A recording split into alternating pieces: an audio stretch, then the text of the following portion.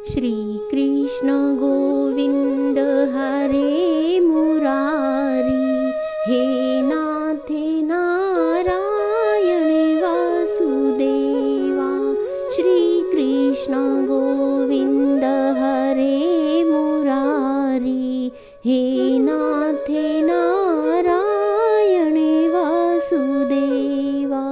श्री कृष्ण गोविंद हरे मुरारी, हे नाथ नारायण वासुदेवा।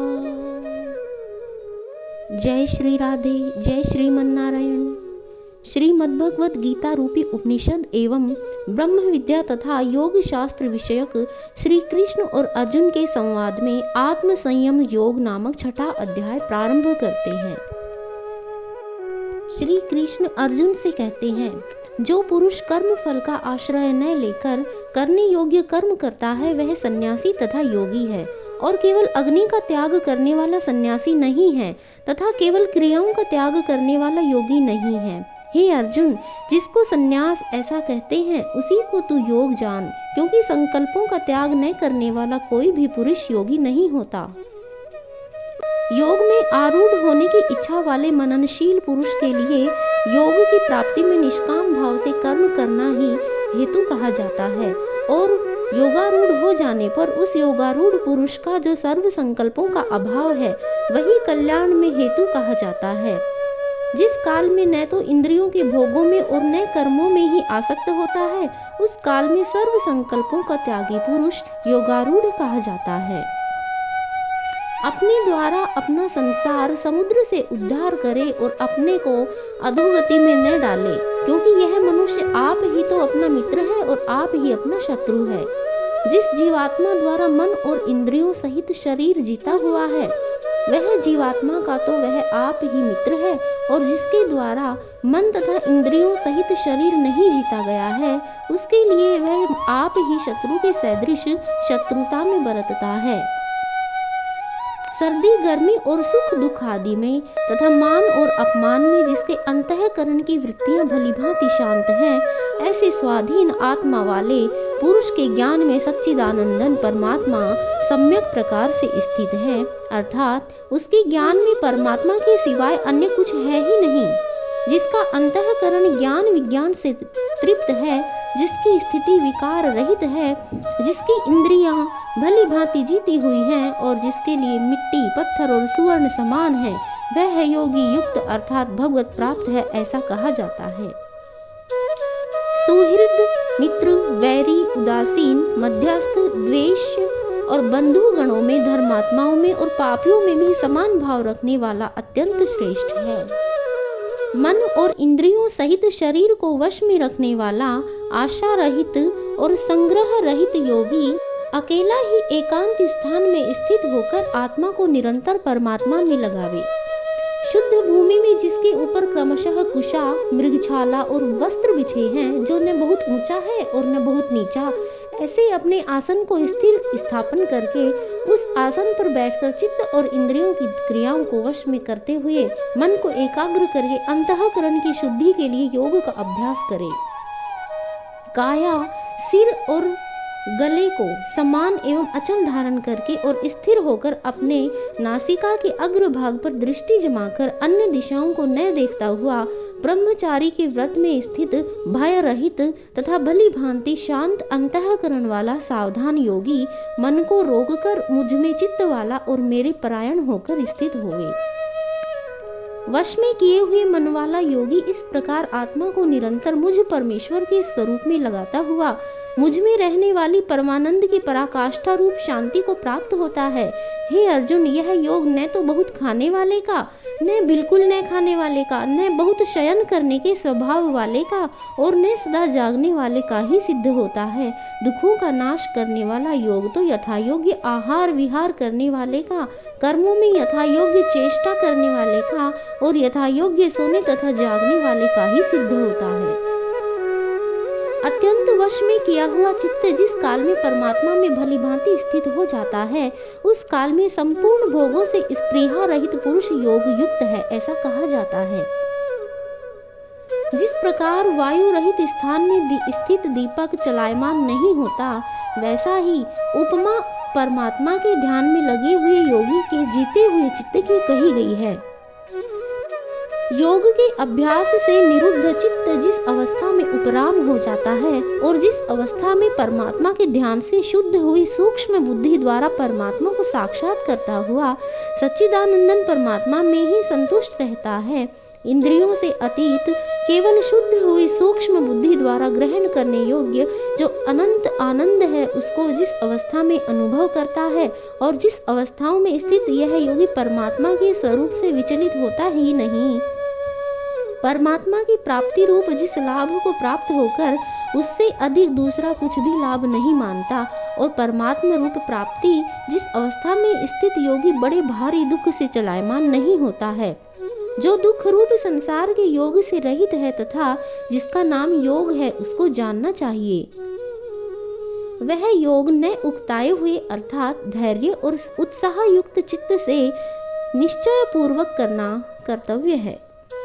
संकल्प से उत्पन्न होने वाली संपूर्ण कामनाओं को निशेष रूप से त्याग कर और मन के द्वारा इंद्रियों के समुदाय को सभी प्रकार से भली भांति रोक कर क्रम पूर्वक अभ्यास करता हुआ उपरति को प्राप्त हो तथा धैर्य युक्त बुद्धि के द्वारा मन को परमात्मा में स्थित करके परमात्मा के सिवा और कुछ भी चिंतन न करे। यह स्थिर न रहने वाला और चंचल मन जिस जिस शब्दादि विषय के निमित्त में संसार में विचरता है, उस विषय से रोककर यानी हटाकर इसे बार बार परमात्मा में ही निरुद्ध करें, क्योंकि जिसका मन भली प्रकार शांत है, जो पाप से रहित है और जिसका रजोगुण शांत हो गया है, ऐसे इस सच्चिदानंद ब्रह्म के साथ एक ही भाव हुए योगी को उत्तम आनंद की प्राप्ति होती है। वह पाप रहित योगी इस प्रकार निरंतर आत्मा को आत्मा में लगाता हुआ सुख पूर्वक परब्रह्म परमात्मा की प्राप्ति रूप अनंत आनंद का अनुभव करता है। सर्वव्यापी अनंत चेतन में एक ही भाव से स्थित रूप योग से युक्त आत्मा वाला तथा सब में समभाव से देखने वाला योगी आत्मा को संपूर्ण भूतों में स्थित और संपूर्ण भूतों को आत्मा में कल्पित देखता है। जो पुरुष संपूर्ण भूतों में सबके आत्म रूप मुझ वासुदेव को ही व्यापक देखता है और संपूर्ण भूतों को मुझ वासुदेव के अंतर्गत देखता है, उसके लिए मैं अदृश्य नहीं होता हूँ और वह मेरे लिए अदृश्य नहीं होता है।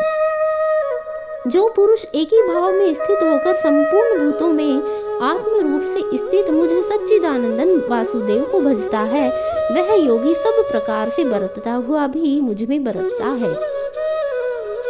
हे अर्जुन, जो योगी अपनी भांति संपूर्ण भूतों में सम देखता है और सुख अथवा दुख को सब में सम देखता है, वह योगी परम श्रेष्ठ माना गया है।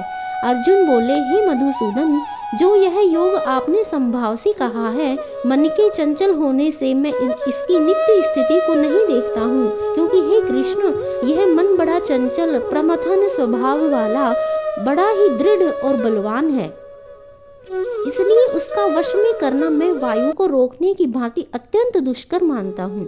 श्री भगवान बोले, हे महाबाहो, निसंदेह मन चंचल और कठिनता से वश में होने वाला है, परंतु हे कुंती पुत्र अर्जुन, यह अभ्यास और वैराग्य से वश में होता है। जिसका मन वश में किया हुआ नहीं है, ऐसे पुरुष द्वारा योग दुष्प्राप्य है और वश में किए हुए मन वाले प्रयत्नशील पुरुष द्वारा साधन से उसका प्राप्त हो जाना सहज है, यह मेरा मत है।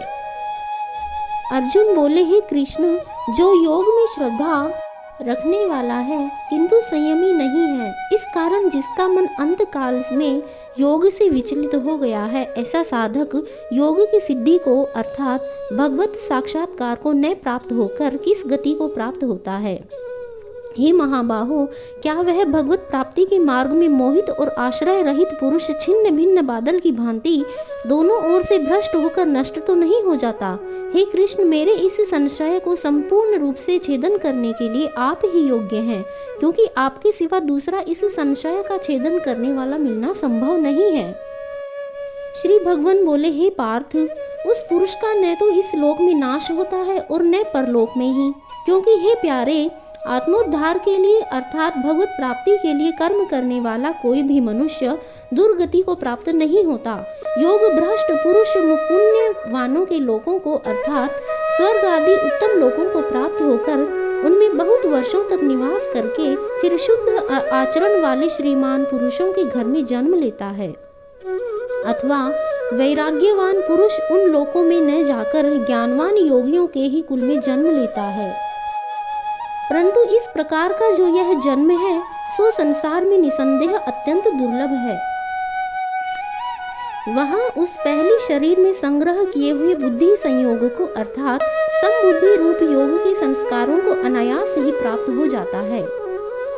और हे कुरुनंदन, उसके प्रभाव से वह फिर आत्मा की प्राप्ति रूप सिद्धि के लिए पहले से भी बढ़कर प्रयत्न करता है। वह श्रीमानों के घर में जन्म लेने वाला योग भ्रष्ट पराधीन हुआ भी उस पहले के अभ्यास से ही निसंदेह भगवान की ओर आकर्षित किया जाता है तथा समबुद्धि रूप योग का जिज्ञासु भी वेद में कहे हुए सकाम कर्मों के फल का उल्लंघन कर जाता है। परंतु प्रयत्न पूर्वक अभ्यास करने वाला योगी तो पिछले अनेक जन्मों के संस्कार बल से इसी जन्म में संसिद्ध होकर संपूर्ण पापों से रहित हो फिर तत्काल ही परम गति को प्राप्त हो जाता है। योगी तपस्वियों से श्रेष्ठ है, शास्त्र ज्ञानियों से भी श्रेष्ठ माना गया है और सकाम कर्म करने वालों से भी योगी श्रेष्ठ है। इससे हे अर्जुन, तू योगी हो। संपूर्ण योगियों में जो भी श्रद्धावान योगी मुझ में लगे हुए हैं, अंतरात्मा से मुझको निरंतर भजते हैं, वह योगी मुझे परम श्रेष्ठ मान्य है। इति श्री श्रीमद्भगवद गीता उपनिषद ब्रह्म विद्या तथा योग शास्त्र विषयक श्री कृष्ण और अर्जुन के संवाद में आत्म संयम योग नामक 6वां अध्याय। जय जय भगवद गीते, जय जय भगवद गीते, हरि हिय कमल विहारिणी सुंदर सुपुनीते। जय जय भगवद गीते, कर्म सुमार्म प्रकाशिनी कामासक्ति हरा, तत्व ज्ञान विकासिनी विद्या ब्रह्म परा। जय जय भगवद गीते, निश्चल भक्ति विधायिनी निर्मल मलहारी, शरण रहस्य प्रदायिनी सब विधि सुखकारी। जय जय भगवद गीते, राग द्वेष विदारिणी कारिणी मोद सदा, भव भय हारिणी तारिणी परमानंद प्रदा। जय जय भगवद गीते, आसुर भाव विनाशिनी नाशिनी तम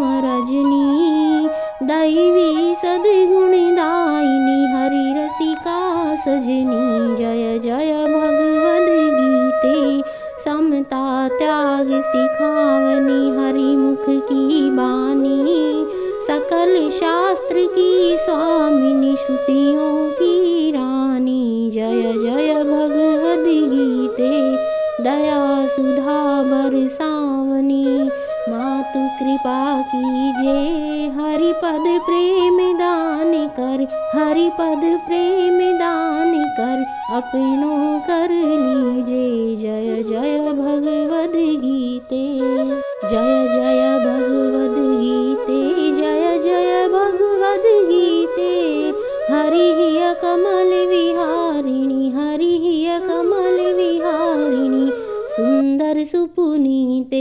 जय जय भगवद गीते, जय